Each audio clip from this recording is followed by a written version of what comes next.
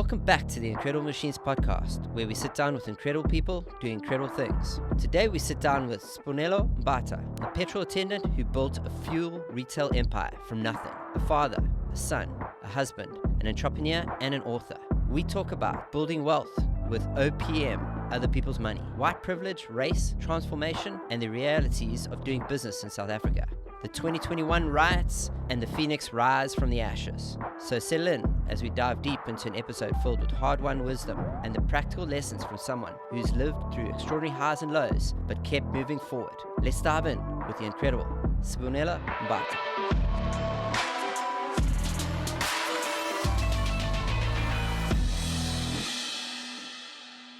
I told you about the incredible machine, what that means, the definition of that, huh? I don't know. I just read up something I made up in my mind. I don't think you told me, actually. Okay, so it's basically somebody that walks into the room and can change the room. Yeah. So I've explained that to people, and it's not easy to do that. We do that at different scales. Like some people walk in and the room's way bigger. Like you mentioned in the book, I think too. He walks into big rooms and changes the room. Now, I said earlier that you were the most nominated guest I've had on the show. So James, Tlantla, Wendy, you should have Sbonelo. You there. So that's how we define an incredible machine, and that's why we just want to work out how did we get here. And the thing I used to get this when I pranked. There was another kitty in my life, another Kitelo in my life, and she was my 2RC. And every now and then I prank her, like she would message me like something's happening with a client, like urgent, and I would message back. I would say, "New phone, who does?" And then she'd be like, "John, it's Kitty. Like, how could you lose my?" And I was like, "I didn't lose. I'm just teasing you. It's like carry on and tell me." I did it to you the other day, and then when I said, "I'm just joking," she said, "Why are you like this?" So every time I ask that question, it's like, why are you like this? Yeah. But I love the book. We're going to have links to the book, and you got it online, and people can purchase it. And yeah, it's such an incredible story. So that's kind of like where we would start here, I guess, is KZN, born and bred, as far as I understand, and from humble beginnings, better fortunes follow. I got that line from school. But like, this is the epitome of it, I see. Sure. Yeah. So do you want to take us through how it all started? Yeah, I mean, I was born in Ngabeni. I don't know if you can give me that I click. struggle with the Ngabeni. So that's in the South Coast, just in the border of KZN and Eastern Cape. Yeah. I think all we knew there was just herding cattle. Nothing much. Life was beautiful. My dad worked in Durban. My mom and us lived, in the rurals. And yeah, I think life was good. Went to school there. The most beautiful thing about it is that we actually learned English as from somebody who spoke it as a fourth or fifth language. So a lot of people actually laugh when we say, we were taught English in isiZulu. That sounds weird. I think as an English speaker, I probably wouldn't understand what that means. So as a result, I think one of the biggest problems that I faced when I moved to Durban, because we're never exposed to English-speaking people. So when I moved to Durban, one of the biggest hurdles was to hear. So writing wasn't a problem, but hearing somebody speak was a problem because of the pronunciations were very, very different. So the way we were taught, we pronounced English words exactly as they were written. And you guys pronounce it the way you pronounce them. So we were like, you need to determine something. and then you guys kind of like, determine, like, what is that? So even today, so my kids still correct me quite a lot. No, Dad, you don't say it like that. You need to say it like this. And anyway, so yeah, I think growing up, herding cattle, the street fighting and all that kind of stuff. Yeah, it was just rough but fun. You said in the beginning of the book, and I love this, but because it sort of, we'll get into this, the eternal optimist. It's the first sign I got of it was the haves and the have-mores. Is that right? So, so I speak about that in the book when I moved, particularly from the rurals, and also in that context, we never knew that we were poor, right? So it's very funny because, see, when people like ask me, "Were you poor growing up?" The answer was no. Only when I moved out of that situation do I look back and say, "Damn, actually, we were poor," because at that time, all of us were the same. It wasn't abnormal for somebody to not have shoes for school because you were not the only one. It wasn't abnormal for somebody to have one meal for the day. It was common because we were all just like that. But what was abnormal was that I still remember to date, there were only 2 houses in the entire community that owned TVs, black and white TVs, right? I don't know if you know that, but so, and we would pay money to actually go and watch an episode of something on a Wednesday, on a Friday. There was MacGyver at the time. I'm giving out my age now.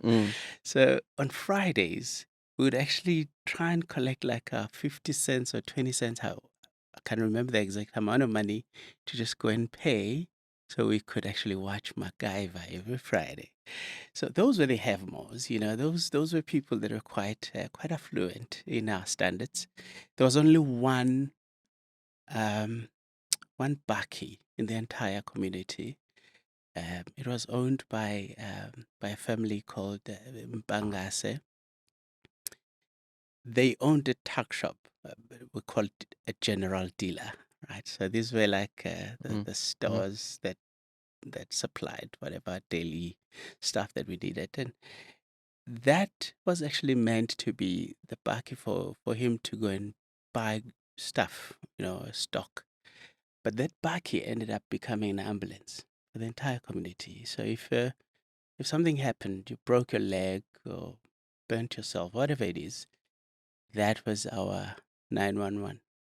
There was a guy that would call, and graciously he would wake up in the middle of the night and take us to hospitals. The hospital was about an hour away. The road was largely gravel. So yeah, but life was beautiful. As I say, we didn't know any better. You wouldn't feel any kind of pity. My family, in particular, was regarded as quite affluent. We owned horses. So I rode horses as a young boy. My dad was a preacher. So those 2 horses were donated to him so he could go around preaching. And so it became a family transport. And so do you still ride today? My kids, when we go on holidays, so my kids always want to ride horses. And to me, it's not fun. So I just don't see the point of paying money to go and ride a horse. I don't find it fun anymore. Okay. Yeah, but I grew up riding. We were racing as well. We just didn't have all the nice kit and everything. It was just, it was rough. I mean, I almost broke my ribs at some point. I fell off, and it was normal. It was life. Yeah. My family's my extended family, my cousins, my uncle are horse owners, and they're horsey people, they call them. Okay. And so I actually, the last horse I rode, I speak about this, we'll talk about this some other time, but I got bitten by a puff adder, and I got extracted from the Drakensberg, a hike in the Berg, by a horseback. And the guy asked me, "Can you ride a horse?" I said, "Yeah, if my life depends on it, I could ride a horse." So you don't do it anymore, and the kids did. And I've got I think I don't want to fast forward too quickly, but Yeah, so I think the next one is probably in the book you talk about the accountant Yeah. and that aspirational thing. Yeah. So I think one of the biggest nuisance questions, if I may, like, what do you want to be when you grow up? Like, we always had these uncles that came visit at home once a year. They would hardly recognize who is who. Oh, by the way, who are you? Because you never saw them, they never saw us. But the next question you always knew: what do you want to be when you grow up? And in fact, that's like my opening line in the book. What do you want to be when you grow up? And we obviously always had, stock standard answers, the usual suspects, want to be a police, want to be a doctor. Not that we meant it. We just wanted to get rid of you, like just get it over and done with. And of course, as we, now I'm doing standard 5, then, there was a new school that they built close to where I lived, and they said it's a commercial school. Now, I told you that we didn't understand anything about English, but this was like a very big word for me. Commerce, like commercial. It sounded fun. I didn't have to understand what it meant. I just loved the sound of it. Commercial school, and I said, I'm gonna go there. I'm gonna study there. So from standard 6, I go and I studied from this school. There's accounting, there's business economics, and there's economics as my like commercial subjects. And so we studied this accounting thing, learning to balance sheets and the income statements and all that stuff. It's all theory. You obviously can't even try and put it into practice or whatever. You have no connection to how this will work in real life. But now I'm doing standard 8, and we now have to start and think like, what exactly are you going to become? And I still remember in standard 8, we just busy flipping through a Bonner magazine, and we didn't really, we're not interested in reading. We just wanted the pictures. And one of the favorite sections was the food section. So I don't know if maybe you guys didn't go through, but in those Bonner magazines, there's always these chefs who prefer nice food and dishes and everything like that. And so it actually just imaginary taste this food from the magazine and all that kind of stuff. Anyway, so we're busy just flipping through that, and then the accounting teacher comes in, and now it's starting to bother me that now I'm in standard 8. What am I going to become? Studying this accounting, and I don't know what my career path is going to be. And then I ask my teacher, and she says to me, you can become an accountant.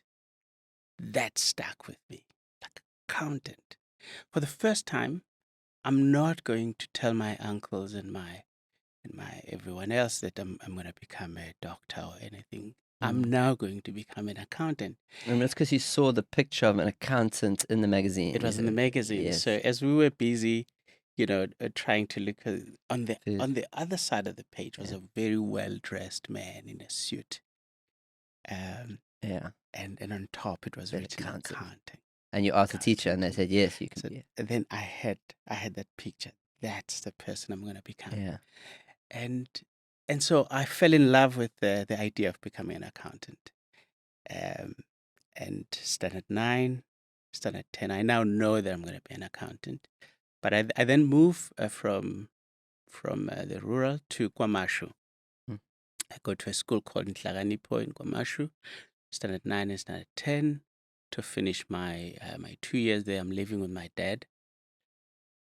And then the following year, I went to register at Mangosuthu University of Technology.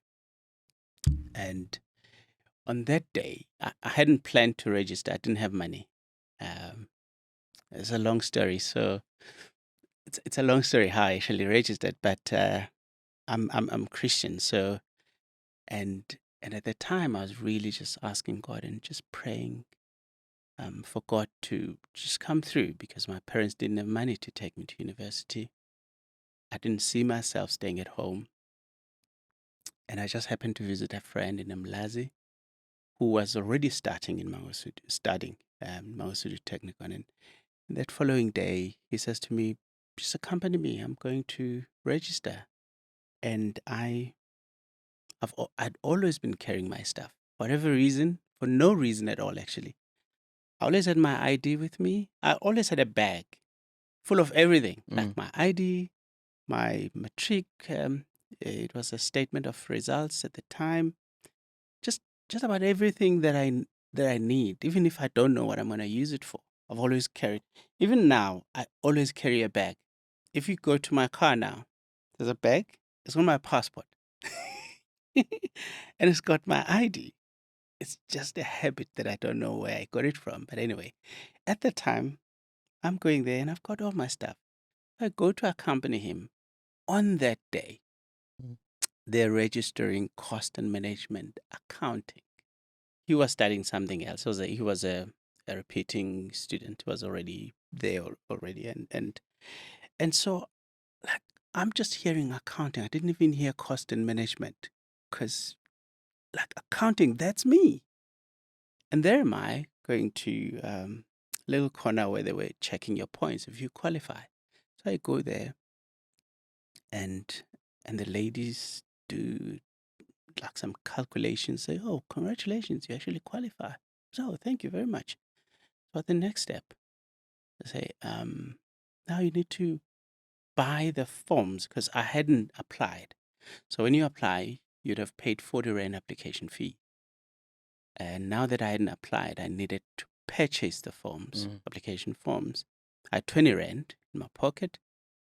And I asked my friend if he could lend me another 20 Rand. So he gave me 20 Rand, 40 Rand. I go and I purchase the forms. I fill the forms. He said, what's next? Oh, next you need to go to step 3. That's finance. That's where you're gonna pay. Pay how much? 1,000 Rand. I don't have 1,000 Rand. There was something that I cannot explain. I cannot put it in words today because it doesn't make sense. In fact, I don't talk about this that much because you probably won't even believe it. But here's what I did. Took my stuff, everything that they'd done, the forms and all that, and I go and I join the queue to step 3. Now, step 3 was a little window. You didn't see somebody on the other side. It was just a small window with a little hole where you put in the money. They do some magic there. A receipt comes out, which you would then take to another department to actually get your student card done. There was no conversation there. But I go and I join the queue to step 3. I've got no money. But deep down in my spirit, something says. So I had read a scripture in the Bible where God had fed one of his prophets by sending ravens in the desert. And so I just believed that God would send a raven from somewhere, and I didn't know where. But I joined the queue. I think as the queue shortens, and I actually trying to think, what am I going to say when I get there? I think I've got 4 or 5 people in front of me that were just still ahead of me, and a lady comes from by the gate side. I don't know her. She knows me. She's so excited to see me. And I'm like, yes, that's the raven. And she says, hey, are you coming to study here? I'm thinking, oh, yeah, absolutely, yeah. And she says, oh, my goodness, this is so amazing. I'm so excited, Okay, great. And then she leaves. I'm like, oh, flip, I thought this was the Raven. So I come back and I join the queue again. Anyway, after 2, 3 minutes, she comes back again. And this time, she's reaching out to her pocket, pulling out a cash check at the time. So, NSFAS as we know it today, it was called TEFSA then. And she says, hey, my brother, I've got this a cash check that I got from as a refund from TEFSA. I honestly had no plan. I didn't expect that I'm going to get this, and I'm worried that I'm going to lose this. Would you mind to just use it to pay? You'll pay it back whenever. And there was my Raven. Sure. And I studied cost and management accounting. 3 years, I finished. Miracle. And I'm a graduate today because of that Raven. Oh, wow. Jeepers. That's incredible. That's an incredible story. That's not in the book. So No, this is lovely. I love that. I didn't put it in the book Mm-mm. because I think at the time when I wrote the book, I also didn't want to make it like a Christian book. I wanted to be a business book. And I felt that maybe if I put this story, it's going to be, I don't know, maybe when I print version 2, because I think I need to put this story in the book. Well, yeah. I mean, it's a beautiful story. I think that was that going into what you call the bread and tea years, or so you studied and then you went. So I now study and I finish after 3 years, and I now want to go and work as an accountant. And I look for a job. Just couldn't find a job. I think I went to 2 places for interview. I honestly don't blame them for not hiring me.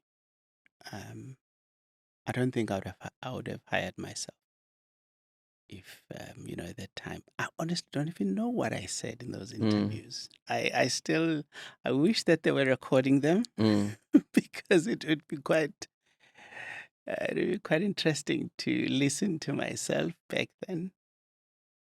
And I think for me to actually eventually work at a petrol station as a petrol attendant was not something that I had planned. It was out of no other alternative. And here's the thing: back then, you didn't have a lot of unemployment was high, but not as high as it is now. So what happened back then was, if you're a graduate, the entire community knew. There were not so many graduates. So whenever you graduated, the entire community would know. Oh, in Zulu, umfana Mbatha unejazi, like Mbatha's son is now a graduate.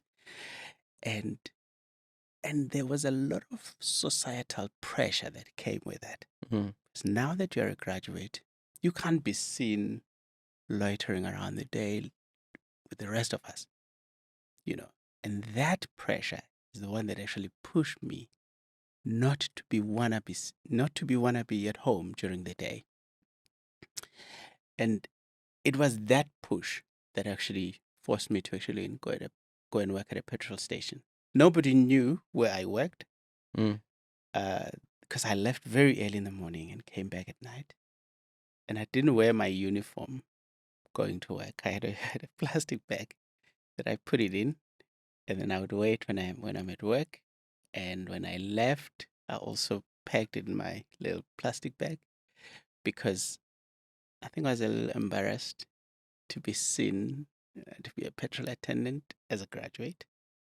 But when I got to work, I gave it my all. I worked as if that was my last job on earth. I was the first one to arrive. I was the last one to leave. And so I work as a petrol attendant here. It was in Mount Moriah. It was an engine petrol station. I was employed by a gentleman called Musa Hlachwayo. I had given my CV to him to say, hey, look, I'm looking. And I think when he called me, I was out in PE because I'd taken a voluntary job with Youth for Christ. We're Mm. just working with schools and, helping with life skills and all that kind of stuff, just so that I'll be away at home. The one thing about me, I didn't want to be seen at home Mm. because I didn't want the neighbors to start, gossiping and all the stuff. And what was the point for him to actually go and study because he's now sitting with us? Not only the neighbors, but also the guys that, in townships, you'd always have like a gang that would just sit by the street corners and, just loiter and all day. And when you go to school, they see you come back and you don't want to join them. Mm. So my motivation was really, I just didn't want to join them. And so I did everything that I could just to be away from home. So come back to this, and so then Musa then calls me and says, "Hey, we bought a petrol station. Would you want to come and work?" And I said definitely. Didn't know what the work entailed, and I started then working as a petrol attendant. That was the most rewarding, beautiful experience I've ever had. I've held so many titles in life. I'm now called a founder, I'm called a CEO, I'm called a director. But the title that I hold dear to my heart is that of a petrol attendant. When I wrote the book, there were so many titles, I could have called myself big title. and and I then remembered how special the job of a petrol attendant was for me. And I said, I'm going to call my book The Petrol Attendant. Mm. There were just a couple of things that were so profound about that job. At the time, there weren't so many cell phones as they are today. There were, but people weren't glued on their cell phones. Mm. You didn't have people driving in a meeting, for example, while driving or filling up, and they're on a conference call and all those kind of things. So Now I take Teams calls on my car, yeah. exactly, So back in the days, you're still connected with the person. Mm. There was a beautiful connection Mm. that we had with our clients. These are people that I wouldn't ordinarily meet. Mm. Mm. But when they pulled at my petrol station, I could connect with them. I didn't have to go via their PAs and all that. We connected on a personal level. It was so fulfilling that this person that I look up to would come to me and ask me to help them. Mm. That was so fulfilling. Mm. It still, for me, is one of the most beautiful jobs I've ever done. Do you still ever spend time out on the court? Absolutely. It's my favorite spot. Is it? It's my favorite spot. I hate office. I hate paperwork. I do it because I have to do it. Yeah. But where I find the most fulfillment is in the forecourt. Okay. And what I love the most as well is most people don't know my face. They know my name. Yeah, yeah. And some would know my car, whatever. And I love then when I'm connecting with them and I would wear a uniform, for example, Mm. they don't even think it's me.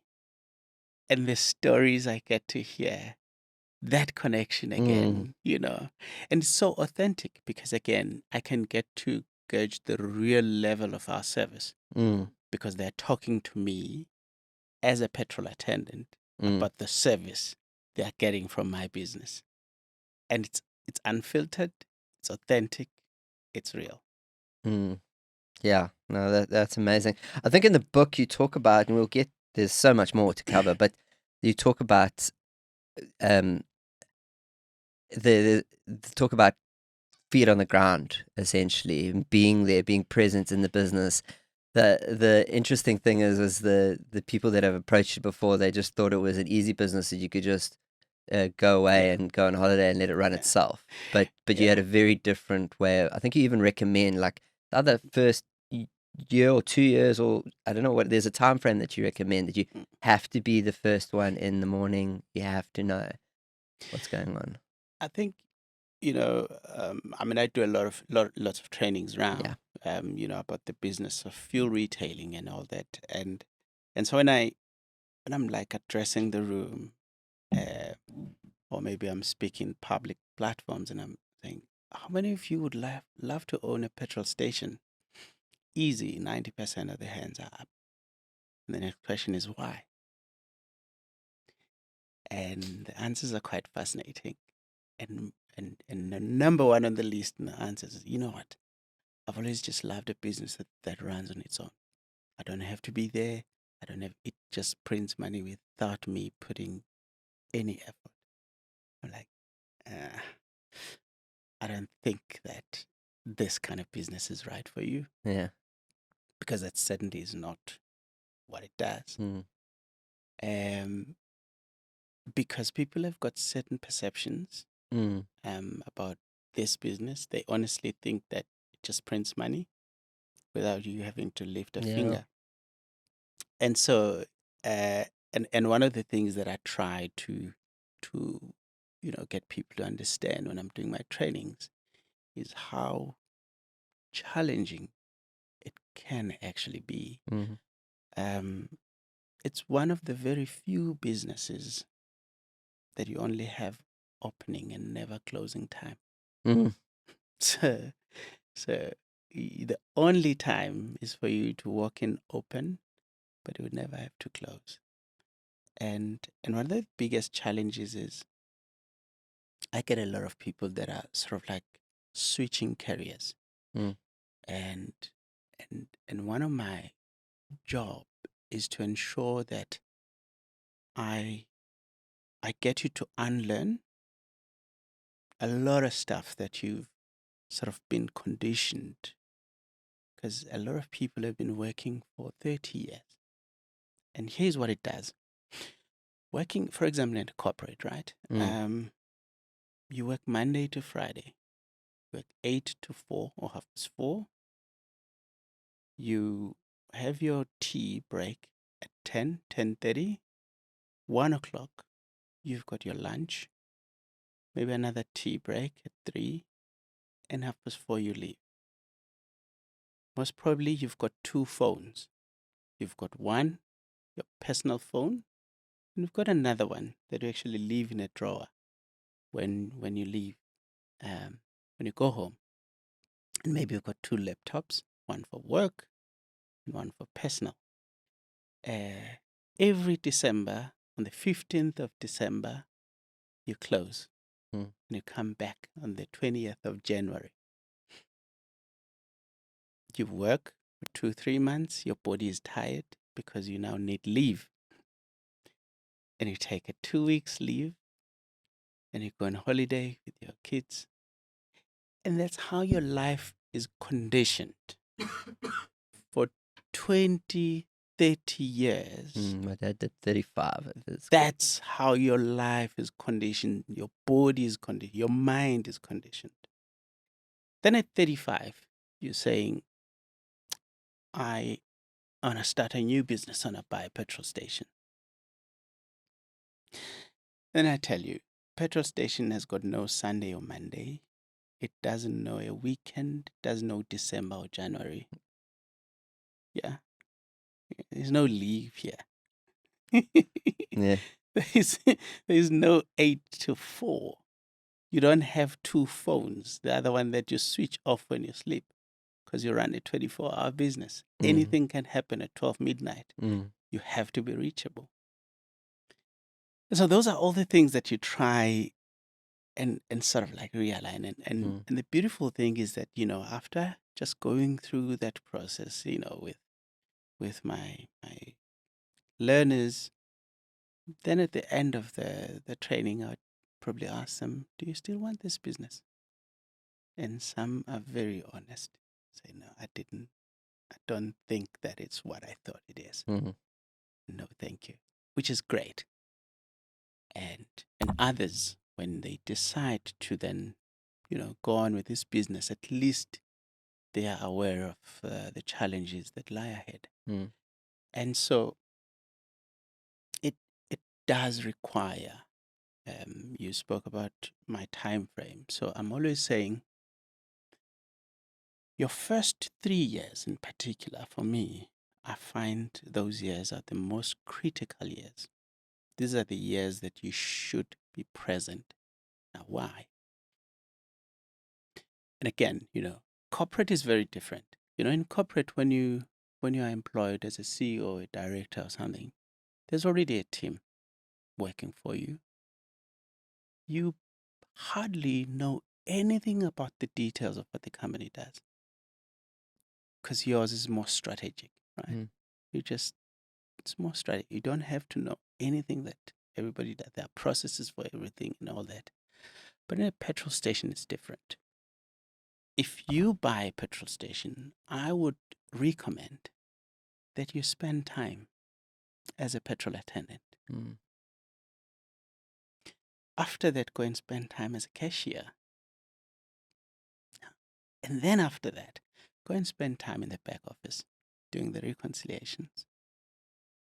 Why? Because you wanna put your own systems that you understand.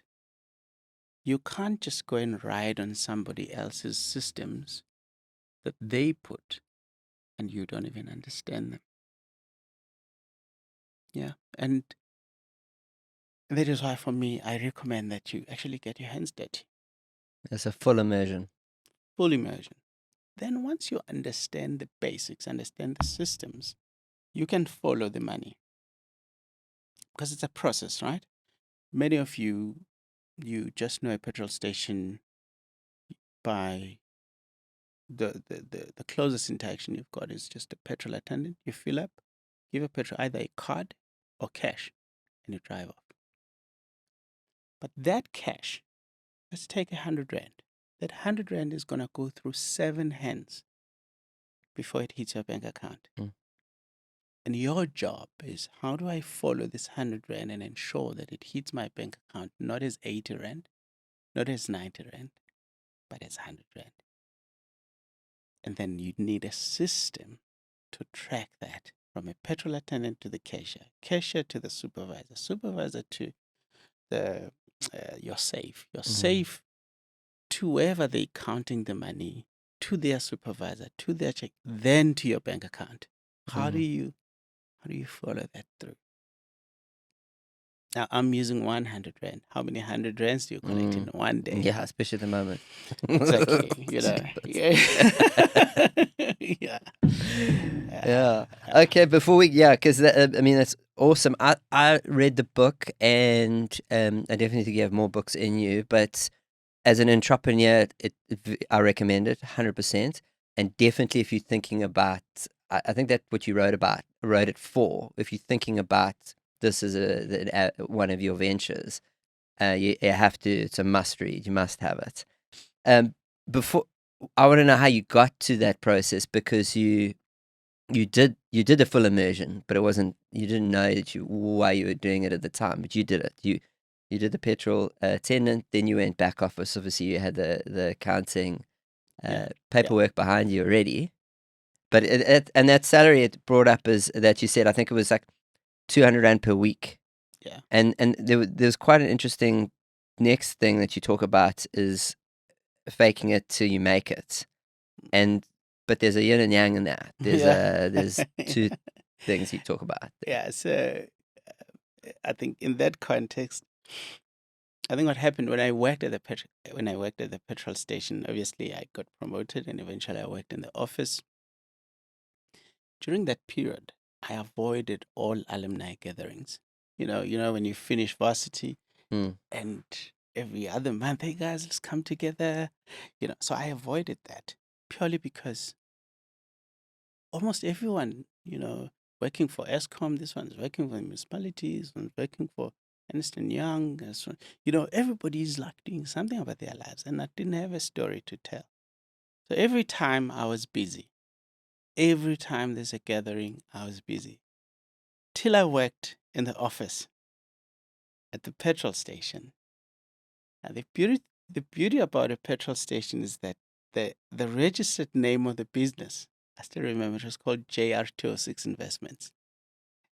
And I then created my own business cards. I didn't have to have a business card, but I went and I printed my own business cards, gave myself whatever title that there was. I can't remember, as assistant manager or something like that, so that I could go to the gatherings, the alumni gatherings. And there was I dishing out my business card. So you can call me on this number. Yeah, Here's yeah, my office number. Where do you work? JR206 Investments. And it just felt so good to actually have an office with a landline. Every time there was like a call, I could pick up the call. JR206 Investments, how can I help you? So anyway, I then uh, faked to have made it because I created business cards for no good reason. I just wanted to look successful. I was like, I wanted to look like I have achieved, I have arrived, as we call it. mm. Um, is it a good thing? I don't know. One of the things that I never ever wanted um, is for anybody to have any kind of pity for me. Mm. I wanted to look successful. As broke as I was, I wanted to make sure that I dress well. I wanted to make sure that I look good because I didn't want anybody to see anything that could potentially make them feel pity for me. Is that something? So it's also, before I get to that question, it's also something, I don't know if it is biblical in some way, but you you dress for the job you want. You dress you meant to project. We're very visual animals. Yeah. We see first, and that's again a good and a bad thing. This Yeah. is yin and yang of that. But is that something from the your childhood, like having been the family with the horses and having a certain standard? There's a lot of pressure. There can be a lot of pressure in that, and that's continued. It's always, is that something that bred into you? I can't point it exactly where I got it from, because I think as a young boy, just growing up, I got exposed to a book by the late Miles Monroe, and it was called Realizing Your Potential. It's probably the first book I ever read. And the second book that I read was by Rich Dad Poor Dad. Everybody knows Yes. that, yeah. Yeah. I think those books did something in me. I speak about them. I mean, I've read hundreds of other books after, but those two books in particular just changed how I saw myself, and I think they just sort of like shaped me. Mm. I think I got it from there. Okay. I think I got it from there. I just believed that I possessed a whole lot more potential than people would probably think, and I became a lot more self-confident, and then I always wanted to be successful. However you define it, I just wanted to be successful. And then that starts visually. That's a projection That's first. visually. Huh?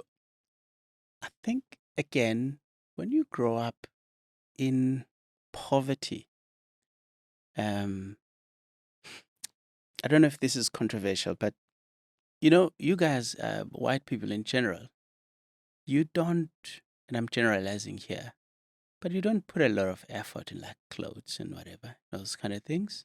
You just wear whatever you find, right? And if you look at black people in general, those that have achieved some level of success, you don't have to guess it, you see it. Mm. And the question is why?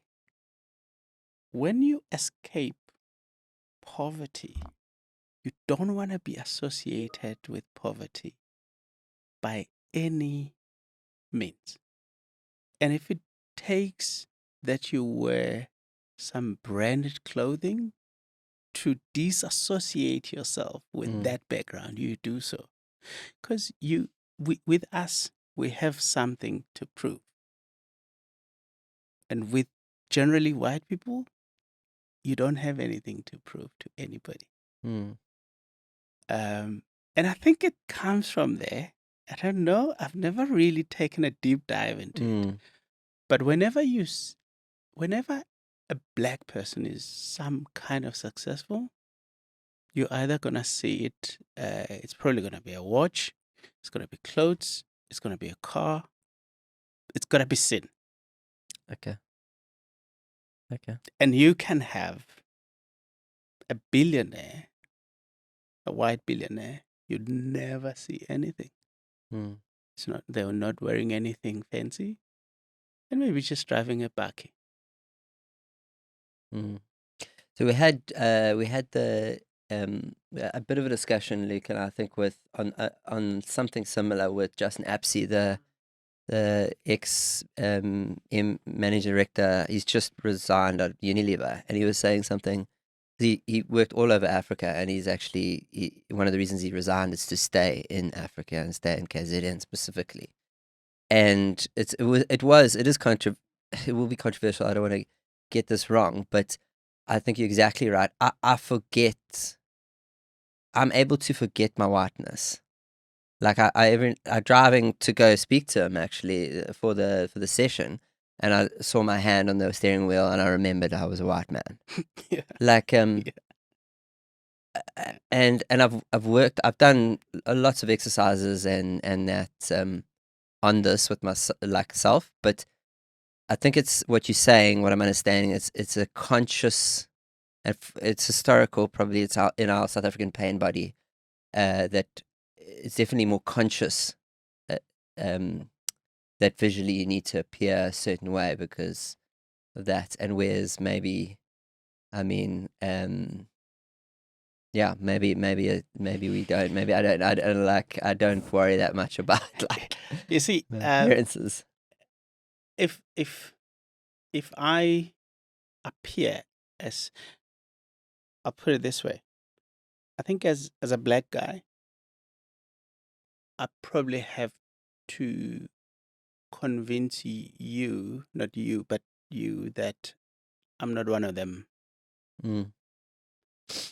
You don't have to convince me on anything. No, you talk about this now with your partner and the phone call for Yeah. the meeting specifically. Yeah. So let's just we cut to that. Can you take me through that? Because I found that very interesting. Yeah. And so just on this, as my understanding is like, and I'm trying to be as open as possible as I can to new learnings. Yeah. But there's some things that I don't know, and some things I can't know. Yeah. Like I can't know what it's like to be a female. Yeah. Like that's just I can't know that experience. Yeah.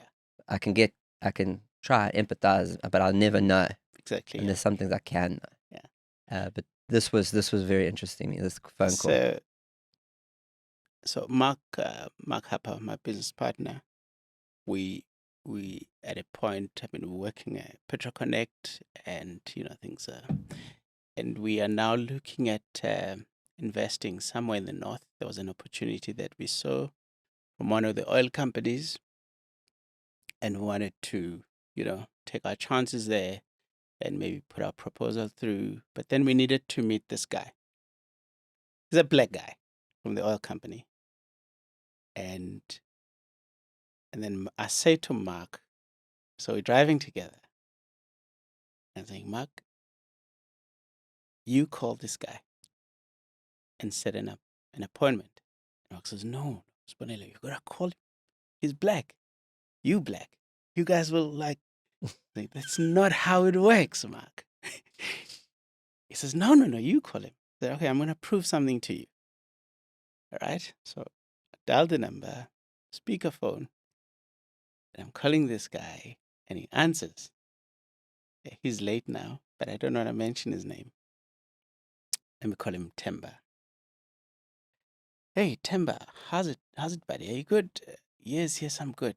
Hey, look, this is Sbonelo. I was wondering if you could just spare us an hour of your time. We just want to talk about the investment that you guys are in the north, we would love to put our proposal through. Hey, Sbonelo, hey, I'm so busy, my guy. Hey, I'm so busy. My calendar is really packed. Try me in 2 weeks' time.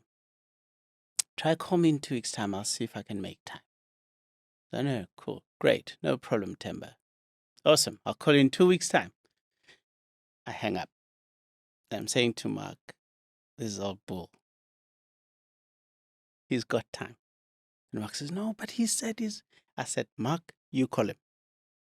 He says, no, Sbonelo, what's going to shit? I said, you call him. And dials a number, put on speakerphone. Hey, hello, sir. This is Mark Harper speaking. How are you doing? Oh, yes, Mr. Harper. How are you? Yeah. No, I'm good, man. I was just wondering, would you, by any chance, just have just give like an hour of your time? How are you looking, like tomorrow or the day after?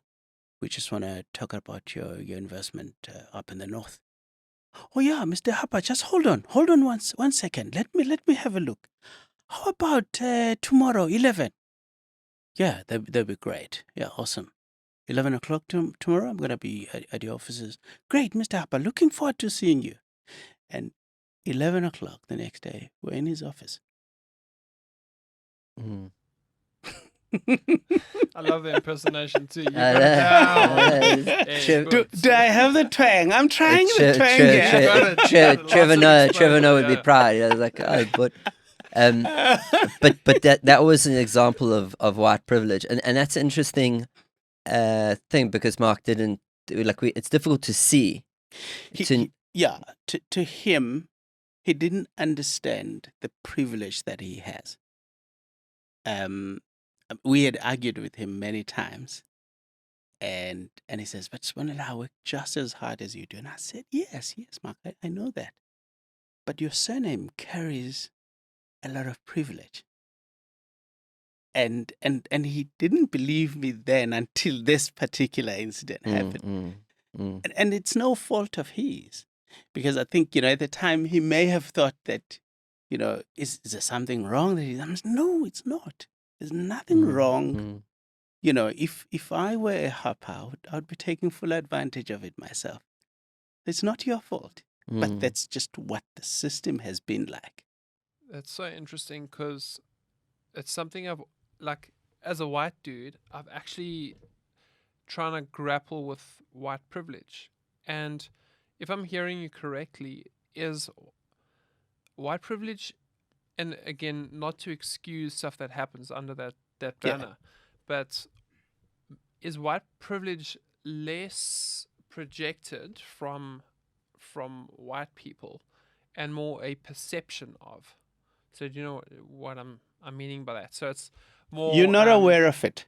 Yeah, completely. You're completely unaware of it. completely oblivious to it. But is it a societal perception of white people, of whiteness? It is. So Okay. if I come to a black community and I'm coming to introduce a project,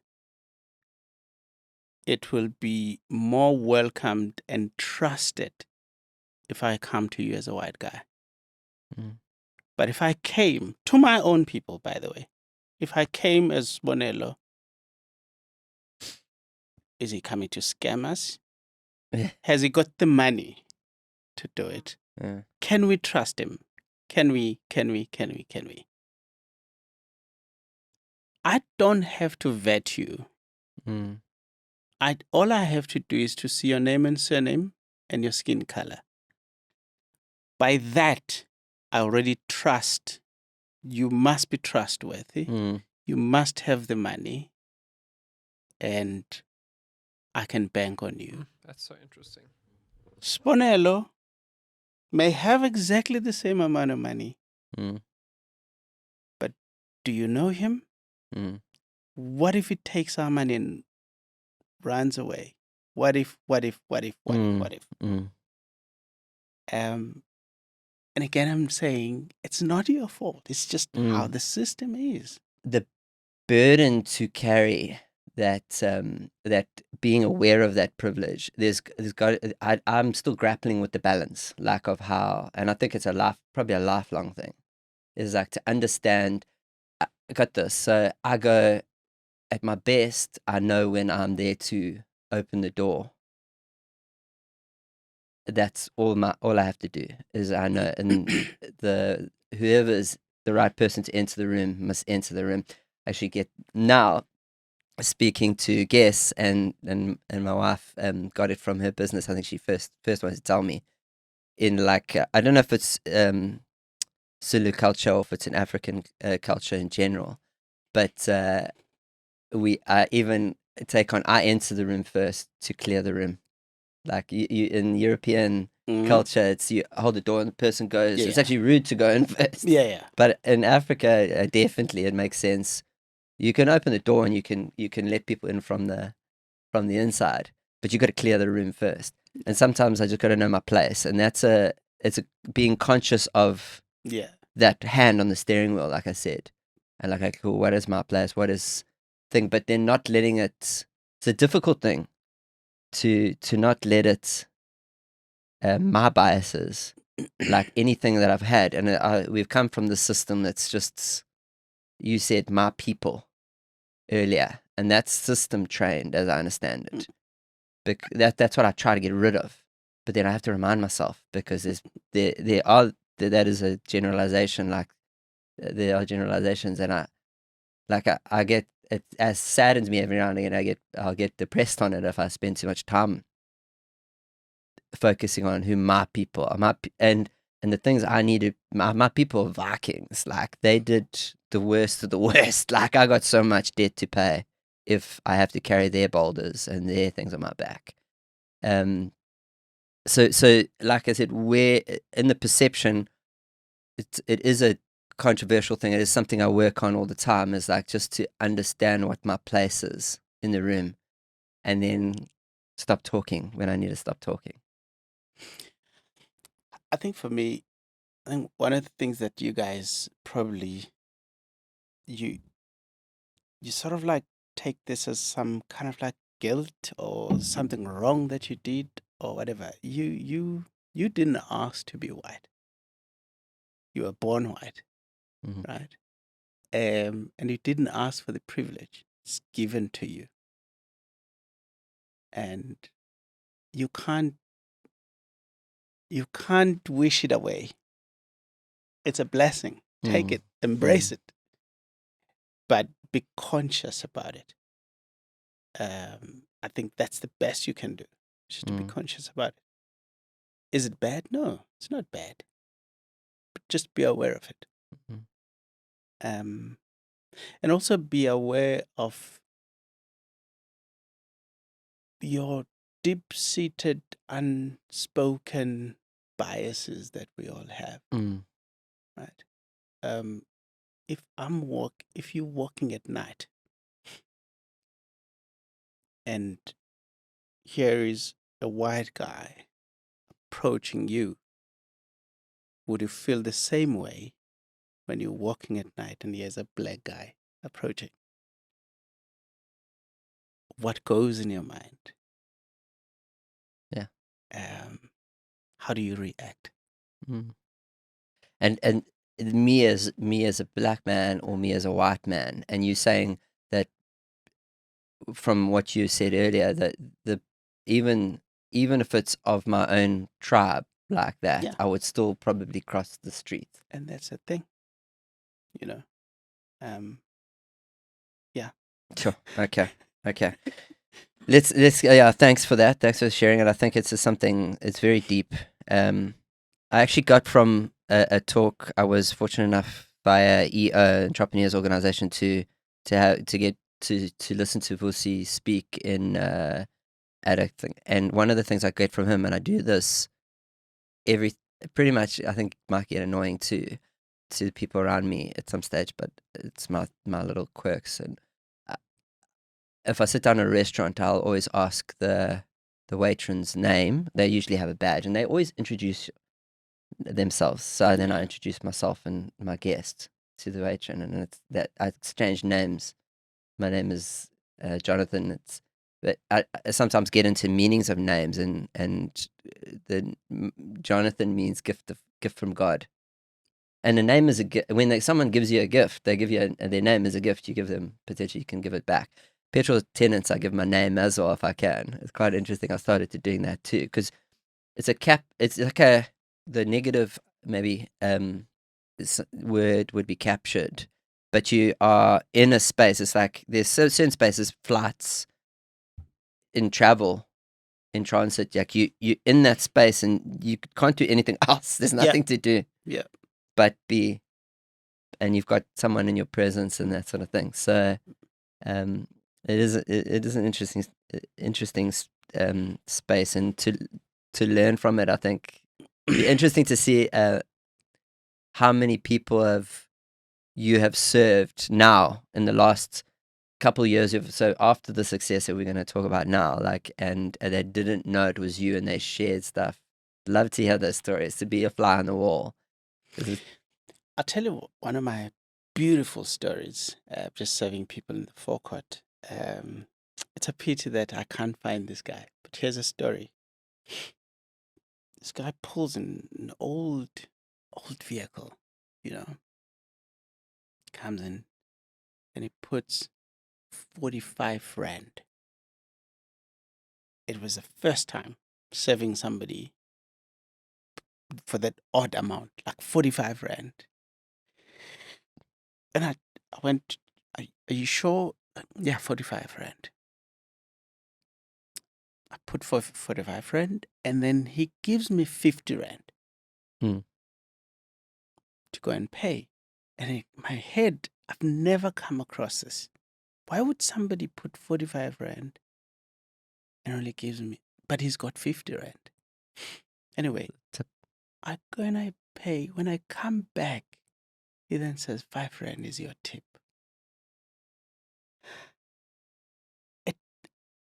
I froze, literally. And he drove off. And I'm not thinking, as he's driving off, I want to give him full tank for his act of generosity. And I was too late. I still feel so bad that I don't know who that guy is. Because I wanted to be a blessing to him. That was like, What is it? Because I resonate with that. I knew exactly it was a tip because that's what I would do. I hope. But what is this tipping? Because this is never. I've never been educated on this, or never. What is the standard for like petrol? So for the listeners, like, what should they be tipping, or what is the average tip? Like, usually, what is it? What would be a nice? I mean, I don't think that you could come up with a figure because, again, there's very few people that pay tips. Oh, really? Very, very few. Really? Again, without making this sound controversial in any way. As a petrol attendant, when we saw a white guy come in, particularly white women, we all ran to serve them. They are the best tippers. Okay, that's good. Sadly, black guys, not really. You're lucky to get a tip. I think that because petrol is a garage purchase, you would gladly pay a tip at a restaurant because you are looking forward to it. From Monday, you're planning on Sunday lunch with your family and your friends.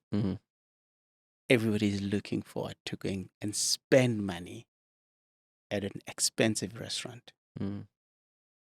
But as soon as you drive off trying to get home, the fuel light comes on and the mood changes. And then pull at a petrol station. You don't want to be here. Yeah, it's an interesting one for me because it is it's a service. So I wish people just knew that that someone is performing a service. Yes, they're getting a basic pay, but it's a service. So it relies on tips, as I understand it. Like that's the thing. I'm an advocate for that, and I just appeal to your listeners, your viewers, rather. Please just try and find it in your heart to give that guy something. 100%. Yeah. Please, even if it's And 5 that's on rand, anything. it makes a difference. Obviously, if you want to do the oil checks and everything, like that's a given. But like, I totally resonate with that story. Like, I can't get to a petrol station and not, if I have 100 rand, it's going to be 95 that's going in the tank or whatever it is. So Thank you for 90. that. Really, So 100%, dude. yeah. Just on that, it's like hearing that people don't do it. It just blows my mind, because these guys are standing around all day servicing your car. They're pumping your tires, and these guys are washing your windows. It's like, how could you not do that? The fact that you have a car to drive up to a petrol station and you have to put fuel in, that itself is a privilege. It's like, come on. So maybe an appeal to add on to yours is that even if you don't have cash, go inside, and this is what I love to do. Go inside and pay for your petrol inside, and grab a pie or a chocolate or like a PS bar. It's like says thank you, like just something, and just that's the best way to build relationships with your petrol attendants. Yeah, it goes a long way. 100%. We don't earn enough as petrol attendants in those tips. Sometimes you would come without having money to go back and just hope and pray that you're going to get some tips to get back home. 100%. Yeah, I think it's beautiful. I think hopefully the listeners and the watchers take that on board, guys, because it's like, but I don't know if it was in your book or it was about kindness and the extension of kindness and being. No, it was something else I was listening to. Like, those kindnesses are so important and they're actually so easy to do. It was something about kindnesses being actually getting it right is when you do it at home all the time. But I think it's actually easier to be kind. That's for the listeners there. So like, it's easy to be kind when you in those interactions. So just do that, because that's easy. Good, yeah. And then hopefully that trajectory of on your way home, you've just been kind. You can get home to your wife or husband, and you can continue that, or your kids, and you can continue that trajectory. This, going to the book again, I recommend it for everyone. We'll have links to it.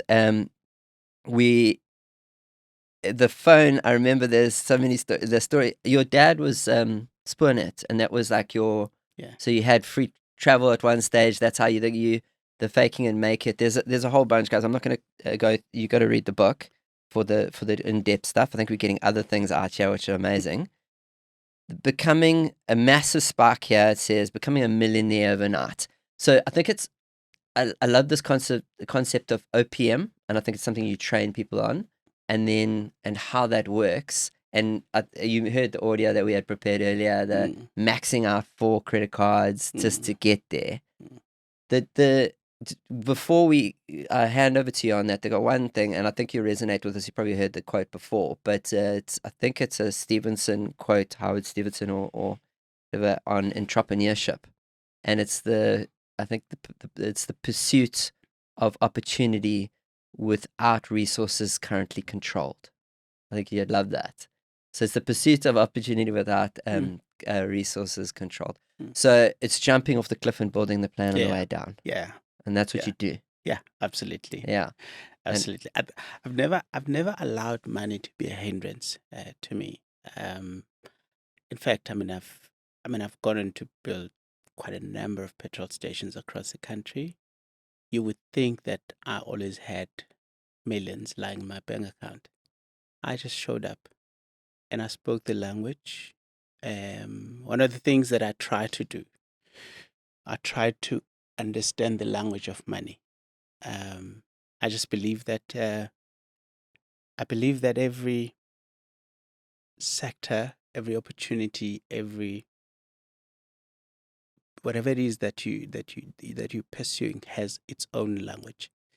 And I believe that you need to understand the language in order to open the opportunities related to it.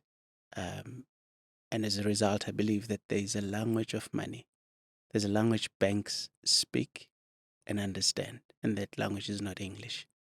And so I have tried to understand that, and how do I package myself? How do I package my business so that I don't try and run after funding, but I run after building fund-worthy businesses. And that's really what I've done. So the whole terminology of OPM, other people's money, it's not my own. I read it in the books, and that's what every rich person out there uses. I mean, this guy buys Twitter. He doesn't pay a cent. Mm. He literally leverages on his balance sheet, and that's what every entrepreneur does. And I've learned that secret, and that's what I've done. And whenever I speak to entrepreneurs, I always say, don't let money scare you off. Don't let it. There's so much money out there. When I speak to funders, they're frustrated. There are people that lose their jobs because they didn't spend money. And I know, for somebody watching this, like, we here, but there's no point in being here and not being at the right place and speaking the language that the funders understand. And I think your job is really, how do you package yourself?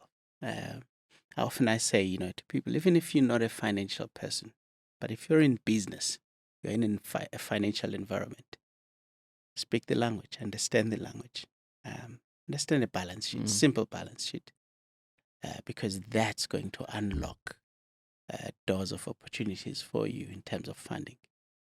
And that's very, very critical. So I've never allowed money or lack thereof to be a hindrance. I leverage on other people's money.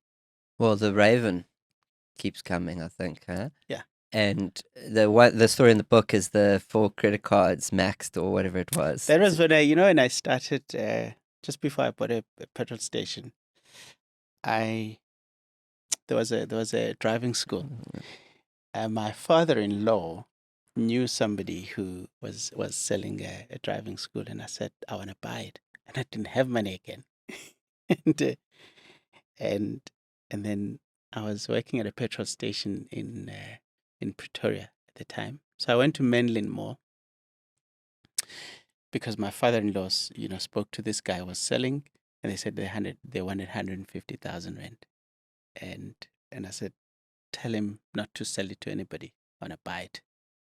I hadn't done any due diligence or anything. I was like, I'd seen some bank statements. So I saw there was money coming in, and there was enough for me. So I want to buy it. And I went to Menlyn Mall. There were 4 banks, one next to another. And there's a reason why I went there, because the plan was, I'm going to go to Absa. And I said, look, can I please have a credit card and a loan?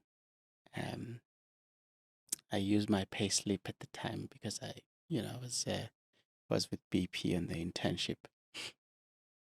So the lady would punch the computer and look at me and says, you qualify for 5,000 straight and 5,000 budget. Okay. Back in the days, you still had a credit card with like straight and budget. I don't think that still happens now. Anyway, so then I say, oh, thank you. Where do I sign? Print the papers. And I said, well, by the way, can I not have a loan as well? Oh, yeah, you can have a loan. You qualify for 7,000. Oh, thank you very much. I sign, take everything, put in my bag. Immediately, I go next door to Nedbank. I said, please, may I have a credit card? Can we have your ID? Give them, punch. So do you have any other? No. Have you got any other credit? No. I didn't know how long it takes for their systems. I didn't even know they integrate or whatever. So that's the reason why I moved from one bank to another immediately before the systems can update. And I told a white lie. I said, no, I don't have any other credit card. So I moved to another one. So I raised 45,000 rand that day, cleared all my credit cards, pulled all the money, and I drove my Toyota Tez. It was a white Conquest, actually. Drove down to see the old man who was selling. And I said, I know you want 150. I decided not to give you 150 because you're going to chow all your money. And you're meant to be on pension. So I'm going to give you this 45,000 now. Every month, I'm going to give you, I can't remember, was it 5,000 or whatever it was, so that it can last you longer. The old man thought I was the wisest man on earth. He didn't know that I actually didn't have the money. So. But don't do this now. Yeah, that's again not letting the money get in the way, huh? Yeah. And then and how does that? So that was the credit card gamble I've got here as a thing. So, how does that get to then becoming a millionaire overnight with other people's money? So when there was an opportunity, a BP petrol station in Inanda called Dube Village. So BP had built that petrol station and I wanted to buy it. Again, no money. And so I go and I'd now finished the internship with BP. So I go and I negotiate. And BP says this is going to be 3 million rand. I'm saying, look, man, is there no arrangement? No. Just go and raise 3 million rand. And I asked them to give me some kind of a reference letter of some sort because I'd done some program with them. So they kind enough to give me this letter that I would take to the banks. So I go different funding institutions asking for a loan. I've now prepared a little bit of a balance sheet and business plan and cash flows, 5-year cash flows and all that kind of stuff. And I keep knocking. Eventually, ABSA, I didn't even know that they call it a cooler guarantee scheme. So in the background, they had this cooler guarantee scheme that was going to cover me so they can lend me the money against that cooler guarantee scheme. It was like a government initiative thing. But so I go there and they say, we can look at it. What have you got? I'm like, I haven't got anything. I want my wife and my son. I'm happy to sign them to you. I'll get them back when. In any case, eventually they give me a 3.8 million rand loan, and then I go back to BP. I say, no, but guys, this can't be 3 million, and I've got a loan approval here for 3.8. I'm still negotiating with BP on the other side. And they're kind enough to give me a 1 million rand discount. And so I get my 3.8. I'm paying 2 million. The 800,000 was for working capital. And I was sitting with 1 million rand. I had never had so much money in my life. And let me tell you what money does. Money will actually change your steps. Once you have 1 million rand, there's a certain step that you actually walk. You don't walk the same way. You don't talk the same way. You don't walk the same way. And I'm like, it's so itchy. Like, I've got this money. I wish I could tell the world that I'm a millionaire now, you know? It just felt so good. But anyway, because I'm trained an accountant, that discipline kicked in.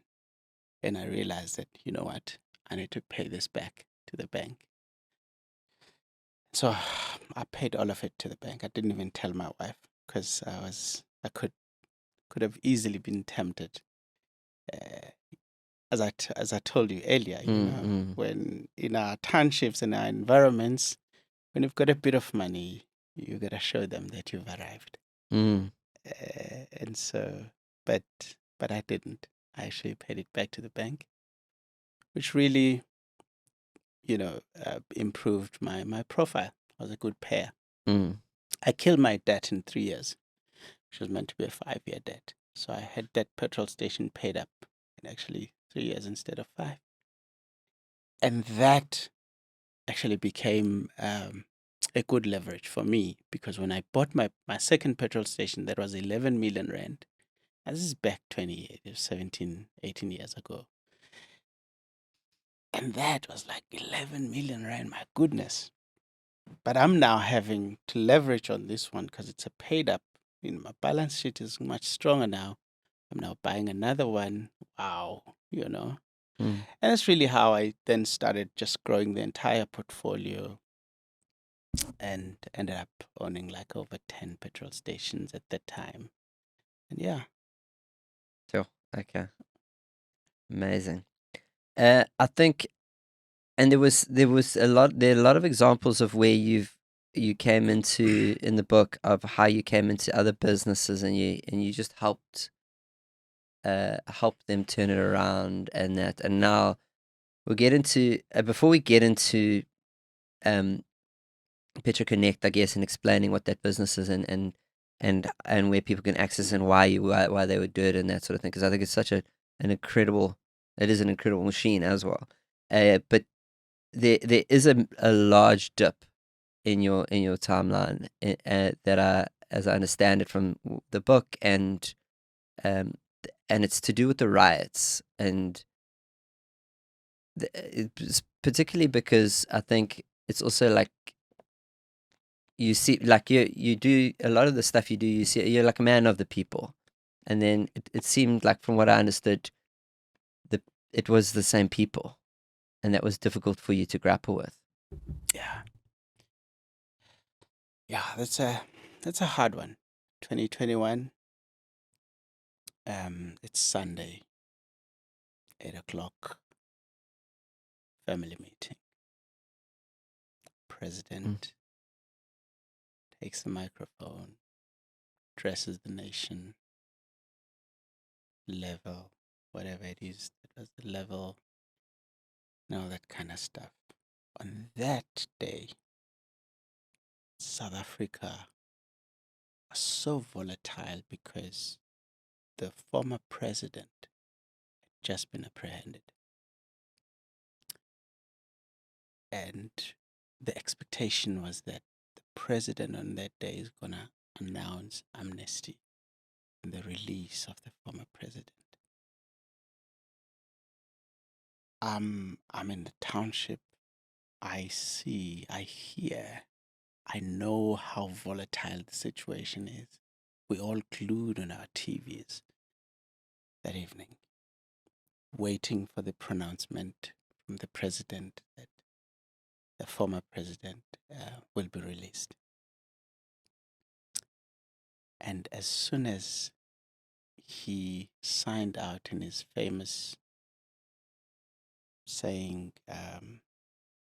may God bless her people, I thank you. You would swear that the entire KZN was just waiting for that moment. Because immediately, like 5-10 minutes, how people gathered in the townships, I don't know how. My phone buzzing all the time. My staff are saying, hey, Puti, where are you? Saying, I'm at home. Hey, the situation is not looking good. Komashu, Inanda, Bamshela, and even Gauteng. Same time. Everything happening at the same time. So well orchestrated. How was it a coincidence? I don't know. And then I log into my my CCTV cameras just to see what is happening. And I'm starting to see the mobs, approaching the petrol station. I'm panicking. I'm calling my supervisor. Hey guys, are you okay? Hey, buddy, things are not looking good. What is happening? There's a mob coming. Guys, please just bank all the money, get the cashes out of the site. Just stay outside so that you're safe. As I finish with this one, there's another one. Another call coming. Hey, buddy, they're approaching. What is happening? Yeah, there's a mob coming. Guys, just be safe. Please move out. And before I know it, I'm watching now. They're starting to flock into the petrol station. And another one just goes straight to the camera. Just rip it off. It just goes blank. Then I knew. I knew that. Okay. That's Like, bad. like a film, like a horror. Horror. Mm. Absolute horror. But it's all happening at 4 petrol stations at the same time. Exactly same modus operandi. Like exactly the same. It's now 9:30, 10 o'clock. And I'm deciding that now, this is not good for me. Take the phone, I put it there. I go to bed. Sleep. Wake up 6 o'clock in the morning. Switch off my phone. It is flooded with videos of looting, destruction, everything you can think of. But the worst one was Dube village was on fire. It was literally in ashes. It was burnt to ashes. There was nothing left.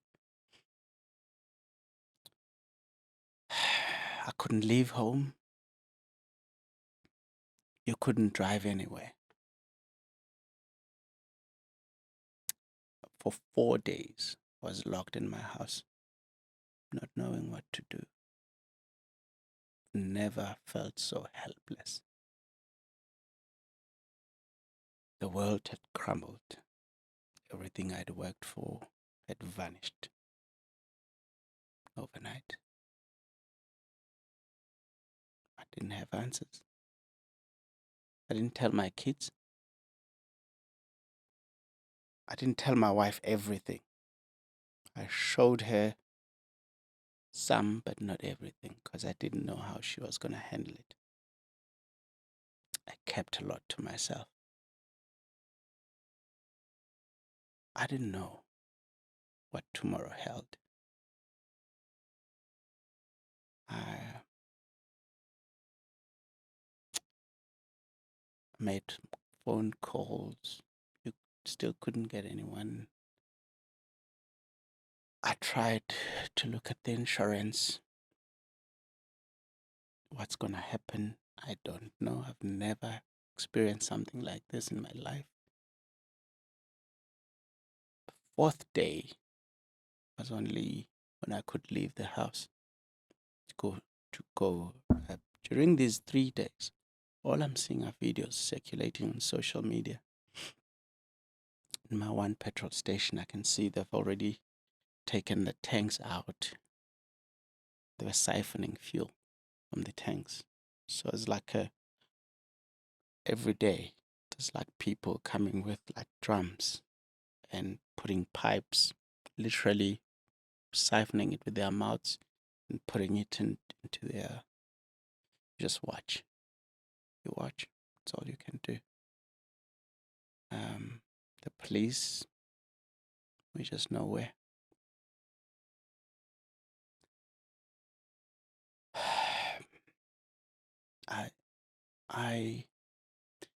I think in my life I've never felt as numb as I did then.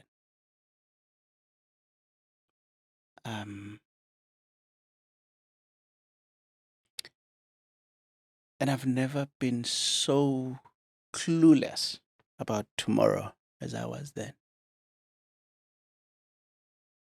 I didn't have an answer for anything.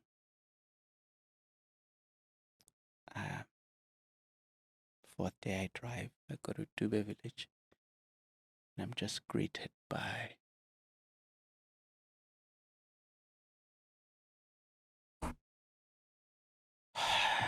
it was just ashes. There's ashes. There's nothing left. absolutely nothing. And I called because my stuff live close by. You've actually seen the book. So there's a photo. There's a photo of me with the stuff in that that environment, trying to address them. The biggest question from them was, when are we coming back to work? I actually decided to put on shades, sunglasses, because I was trying to hide the fact that I was crying. I didn't want them to see me shed a tear. Because I didn't have an answer. The one lady who was working for me from day one says, "Boetie, please don't tell me that you are giving up, because we rely on you." I couldn't take it.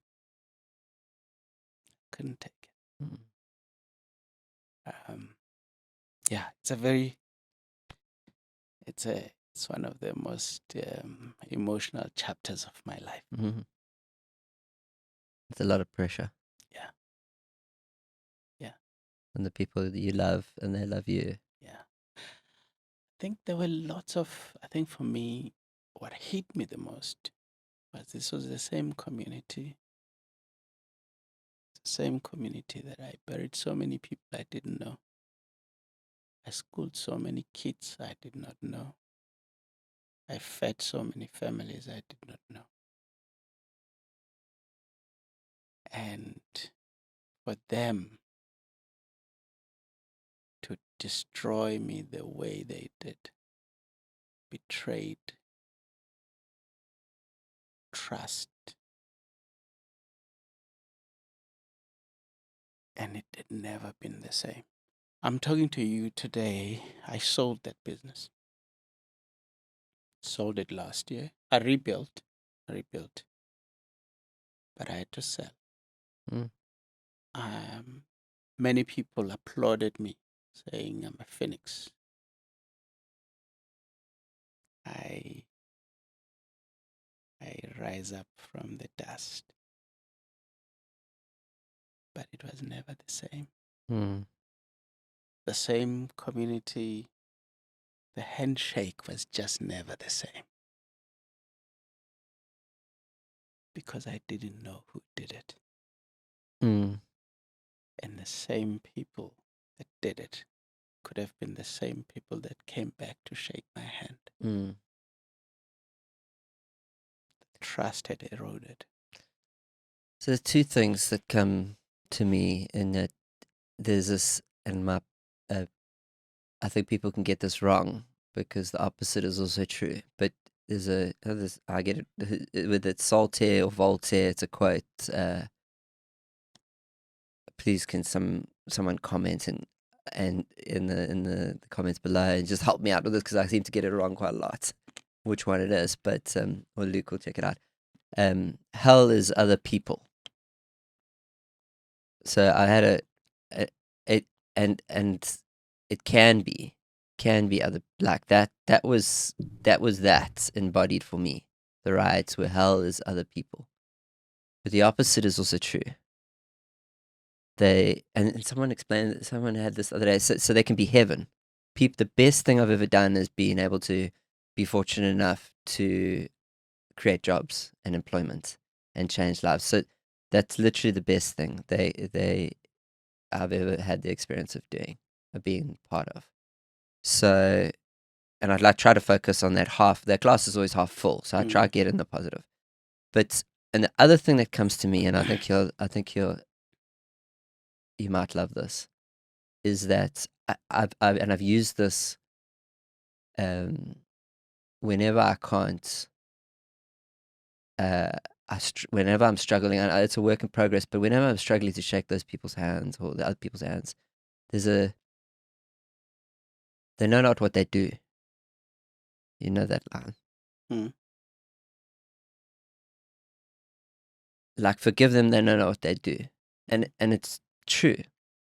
It wasn't something you said there was, they took you, they did this thing to you. And it was you. You are so entrenched in your thing. It's so personal to you. It's a difficult one because if your picture was out, but petrol stations don't do that. They don't have the like we have in government. We have the president and the thing. Yeah. I wonder if it would have been the same if they knew who they were doing it to. They weren't doing it to the individual. I'm making excuses for them. There's no excuse, maybe, but if you can, that is a line that I go back to, and I wish it's an ideal. Like, for me, Jesus is an ideal, and that to be, forgive them, they know what they do. When I get there, and sometimes I get there, like I can leave it. I can leave that at the river and carry on going. But do you think, this is a question, do you think that will ever happen again in South Africa? Those riots? Do you think it will happen? Yeah, sadly. Sadly, I think yes. I'm going to interrupt you and tell you, I want to hear why you think it will, but I'm going to tell you why I'm just, and maybe it's naive and you can correct me then, correct me because I want to hear, because I think you might know more educated on this than me. But I'm optimistic. I believe in that we needed to learn what it was like to buy bread off the back of a truck again and not have a quick shop, and that we needed to know that now if that signal ever goes out again, and that was incredibly orchestrated, that in my opinion, again, naive and uneducated in the politics of everything, but that was trained back in the struggle, that was like educated strategic as far as I can tell. And happy to be corrected there, but that was too strategic and too precise in that. But now we're aware of what can happen and what the worst could be. I had people in my team here now too. I had my financial director and my head of development telling me about their shifts from 2 to 4 in the morning. They were, as a developer, a computer nerd like he's brilliant. He was out with the guys protecting the community with guns, and they were taking shifts, and the accountant, the finance guy out there. So now they know what it entails to do that, to have that battle, and they know the repercussions of not having. And like I said, the baseline, the basic example is like, now we know what it's like to buy bread off the back of a truck instead of go to the shop. Like, we had to go to these special locations because there was only bread there and there was only milk there, and it wasn't like, what's going on? And my hope is that from that lesson, those lessons that we learned there, we know, like, okay, cool, we need to get in front and we need to go guard that. We love that place. That I was staying near to Watercrest more when it happened, the gunshots and that we, at night, we heard it, all the noises and stuff like that. Yeah, but I hope that we get there first. We've learned. So I'm an optimist. I don't know. Why are you not? South Africa is not what we all wish it is. We have, unfortunately, the disparities between you and I and the people on the ground. The gap is just too wide. Mm. You you and I think economy, you think all these kind of fancy things. The majority of the people are in survival mode Mm. on the ground. They don't work. It's suffering. They have no hope of anything. When they see me, they see an enemy. When they see you, they see an enemy. Because in their minds, they don't have because I have too much. The reason they are where they are is because I've probably taken something from them. I know it may not make sense to you because it doesn't make sense to me either. Mhm. But that is the realities we face. And therefore, when they have an opportunity to take from you any glimpse of opportunity, they are going to capitalize on it. And it's not so much because they hate you, but they hate where they are, Mm. Mm. and they envy where you are, and they believe that you should be sharing Mm. with them. Mm. You have too much. Why are you not giving them? They don't have because you have. Mm. So there is that anger that is there between the haves and the have-nots. And that gap has unfortunately widened. Mm. And whenever they take from you, they don't even have any sense of guilt. When they take from Sbonelo, no, Sbonelo is enough. What we've taken is just one petrol station, man. This guy has a lot of Mm. money. So there is no sense of guilt, sense of remorsefulness or anything. There's no remorse, nothing. Thank you for sharing as you did Yeah. on that. Yeah. And the rebuild. And I like the Phoenix. I think we spoke about Wendy that was on before, and I got the Phoenix from her, one of her stories too, and as a visual, and that definitely as a visual, and to move, as well as that line, they know not what they do, like they really don't. I think, and if we could be more aware of what we do, we can be better.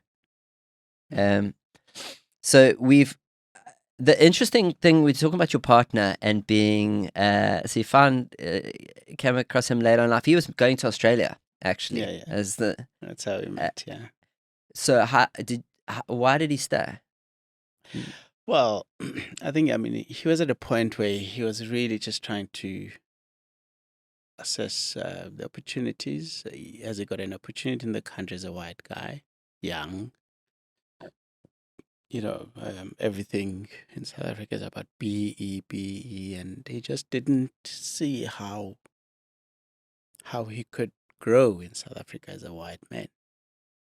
And at the time, I was a chairperson for the dealer council, and already I was exposed to some of the discussions that were happening in boardrooms, around transformation and all that. And I said to him, you know what, Mark, just an amazing opportunities in the country. And I said, by the way, there's no law in South Africa that prohibits a white man from owning 100 businesses, 49% in each of them. So we always just look at one way, but you could actually make a lot more money than being 100% of one and just becoming a 49% of 10. And really, it just depends how you look at it. And I think, the more we chatted, I think the more he started seeing opportunities within the country. And I said, let's start something together. I'm going to start with you. Let's see how much we can grow. And it's been amazing to actually watch the journey and what we've managed to accomplish, the two of us. And that's PetroConnect. That's PetroConnect. Okay, and then can you explain briefly on how that works? So I think when we started PetroConnect, we just had an idea of how do we get a lot more black people in the in the fuel retail space, because at the time the numbers were just not adding up. There was just very few black people that got into the space. And we started doing workshops across the country just to teach people about the industry. How do you get in? What qualifies you to get in? Blah, blah, blah. And then from there, we then started an academy where we now just decided that because of the failure rate as well, a lot of black people that were given opportunities were failing. And they were blaming BEE. So, yeah, but this bloody BEE, that's why, they're not working. But the issues were far deeper than that. Business is not going to fail just because it's run by a black man. It's failing because the black man is not well capacitated to run the business. And the business is not going to succeed just because it's run by a white man. It succeeds because the white man is probably well capacitated to run that business. And so let's focus on the real issues and not play the race cards, And that's really where we just came in and we started just taking a deep dive. How do we help government? How do we help oil companies? And how do we help the individuals that are coming in to let's coexist, And of course, there was a lot of uncertainty among particular white dealers. They're like, are we getting kicked out here? And then black people take over our businesses? So there's a lot of education that we also had to do. And this coexistence for me was quite key. You actually don't have to live, but you could share. And in sharing, you can actually make more money. And you can own more businesses just by adopting the sharing approach as opposed to just keeping one for yourself. And so it just depends how you look at it. But in any case, so that's how we started PetroConnect. And then, of course, we started getting into the valuation of these businesses. And by default, we sort of like came into the brokerage space, brokering this the petrol station deals. And then, of course, we got into the training and. So it just sort of like became a one-stop shop. Then started working with the big oil brands to also just help them meet the transformation requirements and all sorts. I think, then, PetroConnect just sort of became a household name in the fuel retail sector over time. So, it was quite, And there's a heavy focus on education and educating. And the book, I mean, I looked at an update on your website. Looks like you're doing the series. And it looks like there's a lot of plans in the future for your brand, but also PetroConnect. I imagine. What are the next steps there? So I've Is it paying it forward, I think, is the where we leave in the book.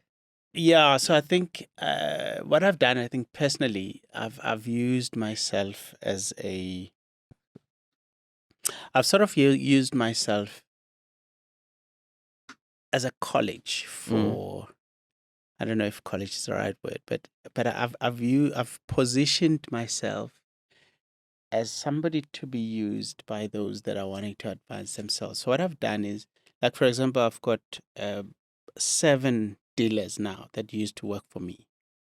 And I've said to them, guys, come work for me, learn the business. And once you're ready, you can go and stand on your own. And I think I'm sort of like different in the sense that I've allowed them to make mistakes using my money so they can save their money later on and not make the same mistakes. So use me to pay school fees. Other people's money. So I've sort of like, I mean, there's a lady, for example, that wanted to get into the industry, and I said to her, "You're not ready. Come work for me. Not with the mentality of being an employee, but of being a student. But I'm gonna pay you a salary." And she worked for me for 4 or 5 years. After that, I said, "Now you're ready. Go. I had another guy who was a school teacher.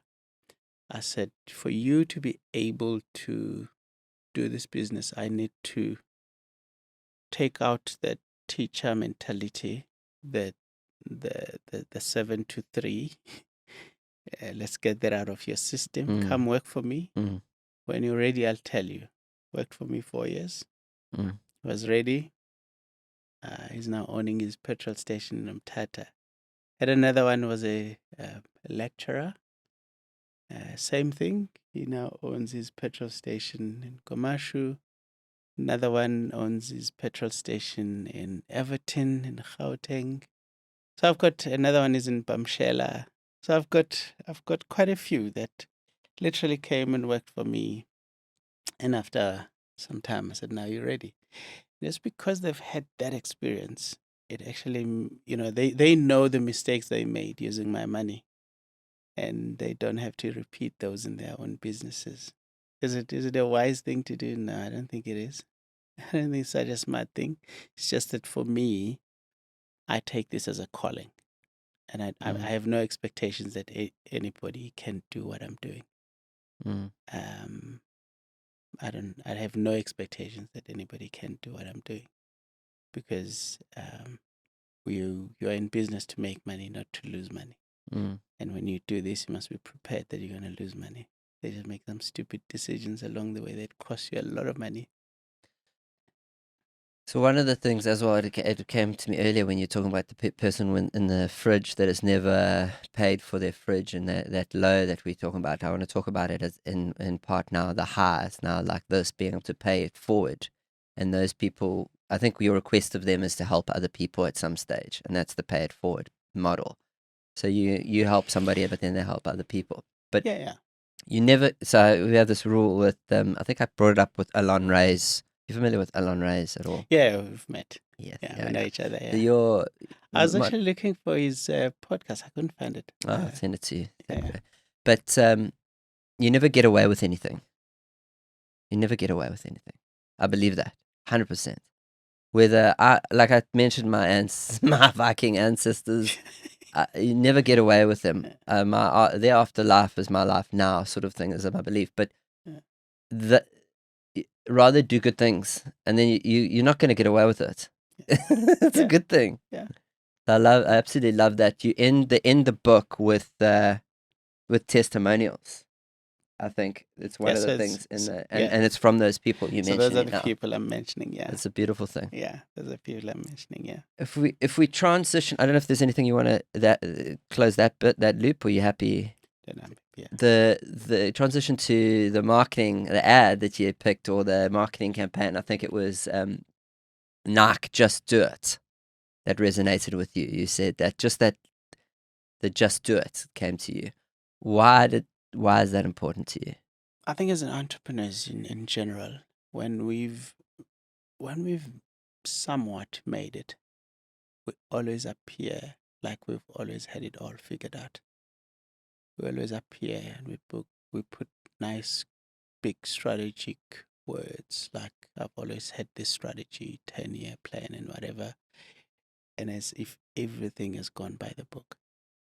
And in the Bible, there's a verse that says, anybody who watches the clouds will never sow, never plant anything, and anybody who watches the wind will never, because you can't wait for perfect conditions to do anything.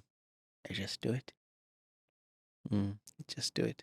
And I think that's been sort of like my ethos, like something that has carried me even now. And by the way, I'm starting a new brand. So I'm starting a new fuel brand called Connect Energies. It's going to be franchised. I'm just doing it. It's a just do it approach. That's all I'm doing. I just do it. Jump off the cliff, board, plane on the way down. Absolutely. Have I got it all figured out? No. Nah. But I'm doing it. Yeah. And in the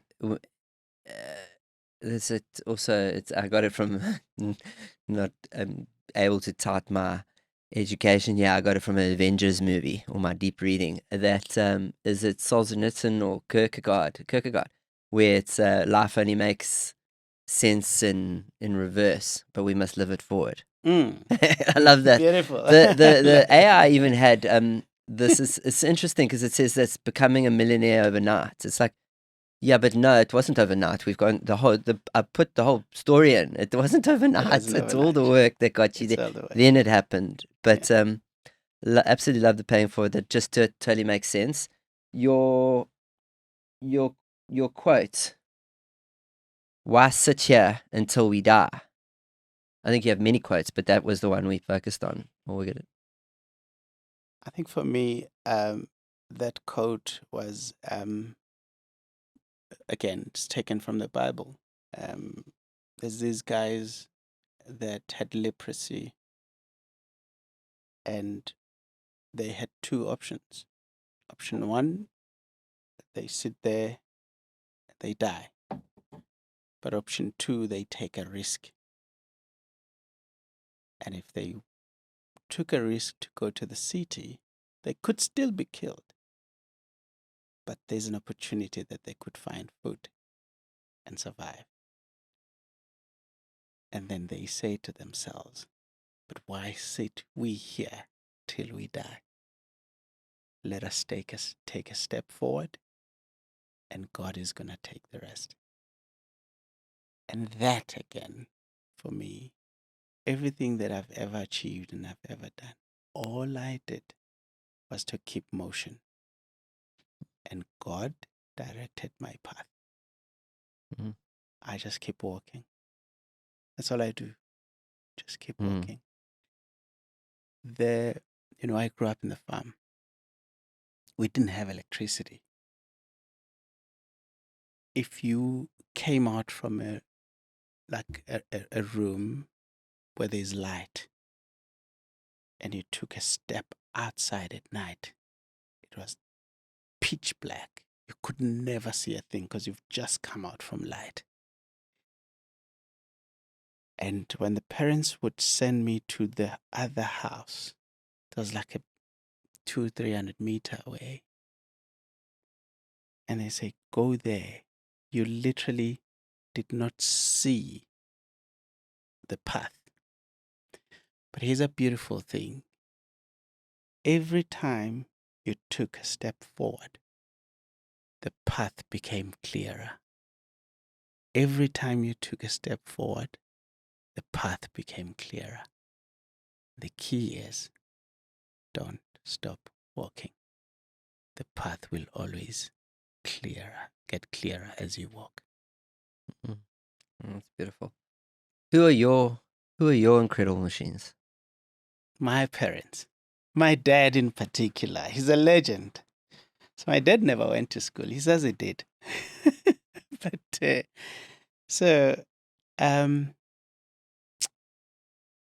he is a fighter. He is a risk taker.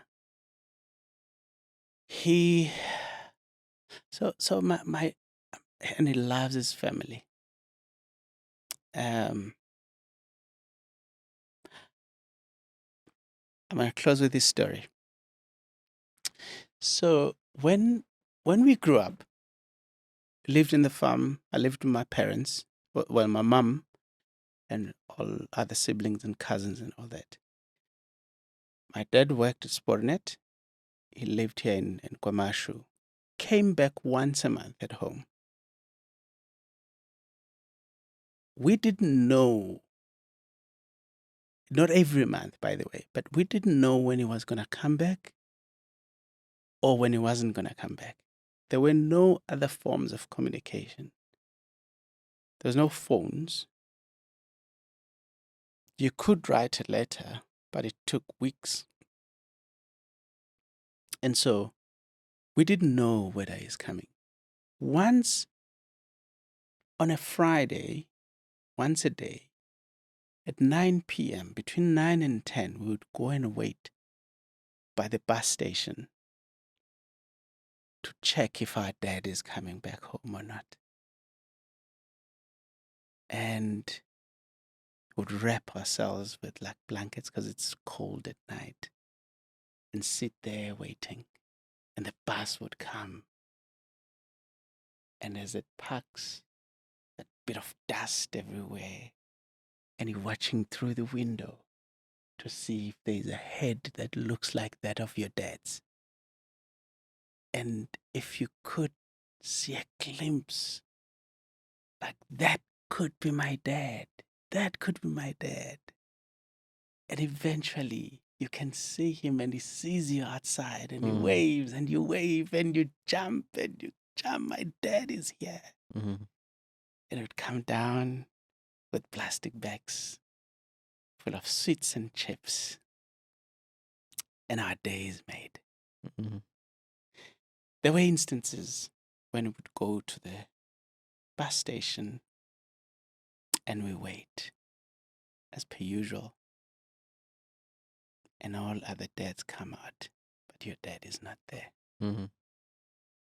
But here's a beauty.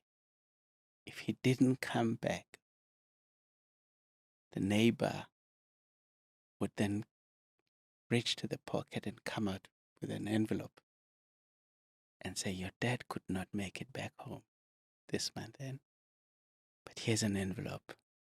He says you must give it to your mom. We'd be disappointed, but we still go home and say, Mom, here's an envelope that comes from Dad. No, it's a beautiful story. That's an incredible machine. Yeah, he is. Yeah. Okay, well, thank you so much. The incredible Sbonelo Mbatha.